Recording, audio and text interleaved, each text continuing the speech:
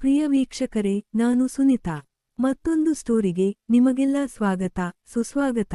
ನಾನು ಬೆಂಗಳೂರಿಗೆ ಕೆಲಸ ಹುಡ್ಕೋಕೆ ಬಂದಾಗ ಊರಲ್ಲಿ ನನ್ನ ಮಲತಾಯಿ ಕಾಟ ಜಾಸ್ತಿಯಾಗಿತ್ತು. ದುಡ್ಡಿನ ಕಾರಣದಿಂದ ಮನೆಯಲ್ಲಿ ಕಷ್ಟ ಇತ್ತು, ಹಾಗಾಗಿ ಬೆಂಗಳೂರಿಗೆ ಬಂದಿದ್ದೆ. ಎಲ್ಲೋ ಒಂದು ಕಡೆ ಕೆಲಸ ಮಾಡಿ ಸ್ವಲ್ಪ ತಿಂಗಳು ಅದನ್ನು ಬಿಟ್ಟು ಬೇರೆ ಹುಡುಕ್ತಾ ಇದ್ದೆ. ಆಗ್ಲೇ 3 ತಿಂಗಳು ಆದ್ರೂ ಕೆಲಸ ಸಿಕ್ಕಿರ್ಲಿಲ್ಲ. ನನ್ನ ದುರಾದೃಷ್ಟಕ್ಕೆ ಪಿಜಿನೂ ಖಾಲಿ ಮಾಡ್ಬೇಕಿತ್ತು. ಒಂದು ರೂಮ್ ಅಡ್ವರ್ಟೈಸ್ಮೆಂಟ್ ನೋಡಿ ಓನರ್ಗೆ ಕಾಲ್ ಮಾಡ್ದೆ. ರೂಮ್ ಕೂಡ ನೋಡ್ದೆ, ಚೆನ್ನಾಗಿತ್ತು. ಟೆರೇಸ್ ಮೇಲೆ, ಬಾತ್ರೂಮ್ ಹೊರಗಡೆ ಇತ್ತು, ರೂಮ್ಗೆ ಅಂಟಿಕೊಂಡ ಹಾಗೆ. ನಾನು ಸರಿ ಅಂತ ಶಿಫ್ಟ್ ಆದೆ. ಓನರ್ ತುಂಬಾ ಒಳ್ಳೆಯವ್ರು. ನನ್ ಹತ್ರ 1 ತಿಂಗಳ ಬಾಡಿಗೆ ದುಡ್ಡು ಅಷ್ಟೇ ಇದ್ದಿದ್ದು, ಅಷ್ಟ್ರಲ್ಲಿ ಕೆಲಸ ಹುಡುಕ್ಬೇಕಿತ್ತು. ಒಂದು ದಿನ ಓನರ್ ಮನೆಗೆ ಬಂದ ಬಾಡಿಗೆ ಕೇಳೋಕೆ. ಇನ್ನೇನು ದುಡ್ಡು ಕೊಟ್ಟು ಕಳಿಸ್ಬೇಕು ಅನ್ನುವಾಗ ಜೋರು ಮಳೆ ಬಂದ ಕಾರಣ ನಾನು ಅವನನ್ನು ಒಳಗೆ ಕರೆದುಕೊಂಡು ಕೂರಿಸಿದೆ.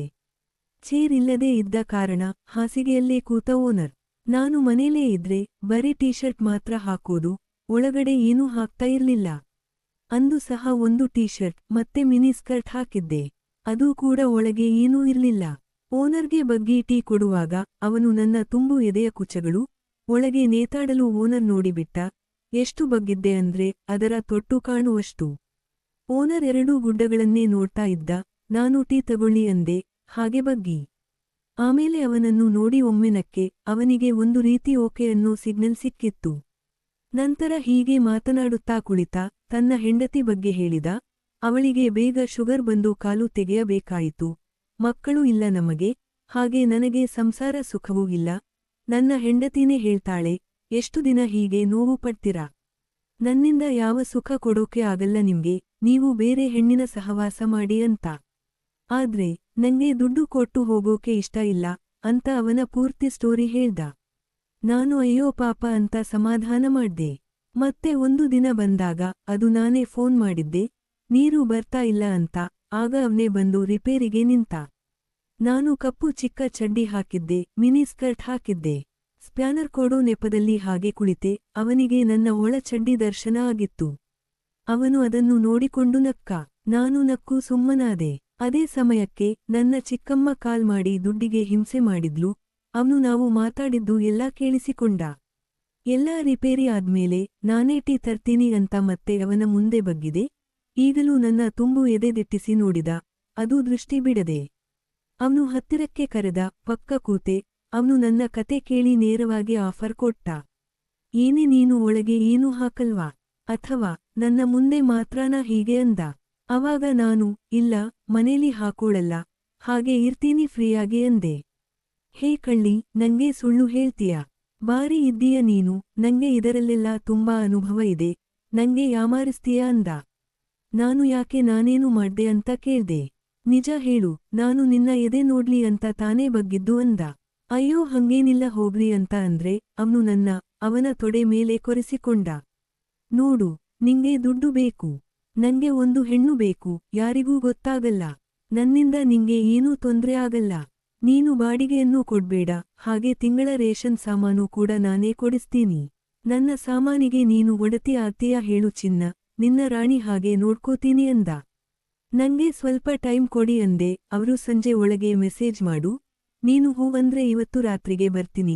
ನಿಂಗೆ ನನ್ನ ಬಗ್ಗೆ ಇನ್ನೂ ಗೊತ್ತಿಲ್ಲ, ಒಂದ್ಸರಿ ಚಾನ್ಸ್ ಕೊಡು, ಜೀವನ ಪೂರ್ತಿ ನನ್ನ ದೊಣ್ಣೆನೇ ಬೇಕು ಅಂತೀಯ ಅಂತ ಸ್ವರ್ಗ ತೋರಿಸ್ತೀನಿ ಅಂತ ಹೇಳಿ ಹೋದ. ನಾನು ಯೋಚಿಸಿ ಸಾಕಾಗಿತ್ತು. ಒಂದೇ ಒಂದು ಚಾನ್ಸ್ ಕೊಟ್ರೆ ತಪ್ಪೇನು? ಪಾಪ ಅವನು ಹೆಂಡತಿಯಿಂದ ಸುಖ ಇಲ್ಲದೆ ಇದ್ದಾನೆ, ನಂಗೂ ದುಡ್ಡು ಸೇವ್ ಆಗುತ್ತೆ ಅಂತ ಯೋಚನೆ ಮಾಡಿ ಅವನಿಗೆ ಮೆಸೇಜ್ ಮಾಡ್ದೆ. ನಾನು ಎಲ್ಲದಕ್ಕೂ ರೆಡಿ ಅಂತ. ಅವನು ರಾತ್ರಿ 11 ಗಂಟೆಗೆ ಬಂದ. ನಾನು ಕೂಡ ಸ್ನಾನ ಮಾಡಿ ಫ್ರೆಶ್ ಆಗಿದ್ದೆ. ಒಂದೇ ಒಂದು ಬಿಳಿಯಾದ 1 ಪೀಸ್ ಸೊಳ್ಳೆ ಪರದೆ ಬಟ್ಟೆ ಹಾಕಿದ್ದೆ. ಒಳಗಿನ ಆಸ್ತಿಗಳೆಲ್ಲ ಚೆನ್ನಾಗಿ ಕಾಣುತ್ತಿತ್ತು. ಅವನು ಪಕ್ಕ ಕೂರಿಸಿಕೊಂಡು ತುಟಿಗೆ ತುಟಿ ಸೇರಿಸಿ ಜೇನು ಹೀರೋ ದುಂಬಿಯಾದ. ಸುಮಾರು ಹೊತ್ತು ಮುತ್ತು ಕೊಟ್ಟ. ಸಖತ್ ಹಾಟ್ ಆಗಿತ್ತು. ನನ್ನ ಬಟ್ಟೆ ಕಳಚಿ ಎಸೆದು ನನ್ನ ನಿಲ್ಲಿಸಿ ನನ್ನ ತುಂಬು ಯೌವನದ ಮೈಯನ್ನು ಅವನ ಕಣ್ಣಲ್ಲೇ ಎಳೆದ. ನಾನು 1 ನಿಮಿಷ ಅಂತ ಹೇಳಿ ಹೋಗಿ ಬಾಗಿಲು ತೆಗೆದೆ.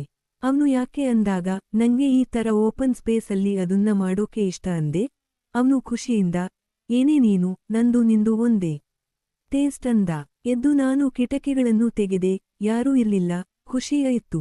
ಅವ್ನು ಎದ್ದು ಬಂದ, ಹಿಂದೆಯಿಂದ ನನ್ನ ಎದೆ ಹಿಡಿದುಕೊಂಡು ಕಚ್ಚ ಪಿಚ್ಚ ಅಂತ ಹಿಸುಕಿ ಹಿಸುಕಿ ಕಚ್ಚಿ ಕಚ್ಚಿ ತಿಂತ ಇದ್ದ. ನನ್ನ ಸುಖದ ನರಳಾಟ ಶುರುವಾಗಿತ್ತು. ಎಷ್ಟೋ ವರ್ಷದ ಮೇಲೆ ಅವ್ನು ಮಾಡ್ತಿದ್ದ ಕಾರಣ ಹಸಿದ ಹುಲಿಯಾಗಿದ್ದ. ನನ್ನ ಕುಚಗಳನ್ನು ಉಂಡು ಉಂಡು ತೃಪ್ತಿಯಾದ.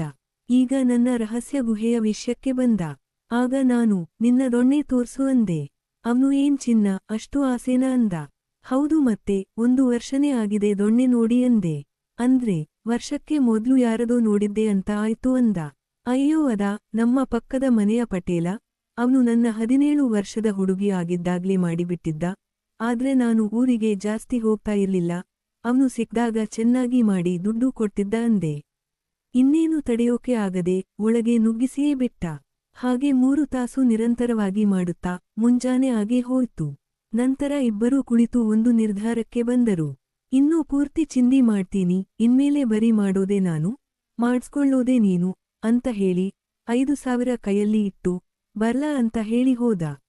ನಾನು ಬಾಗ್ಲು ಹಾಕಿ ಹಂಗೇ ಮಲ್ಕೊಂಡೆ.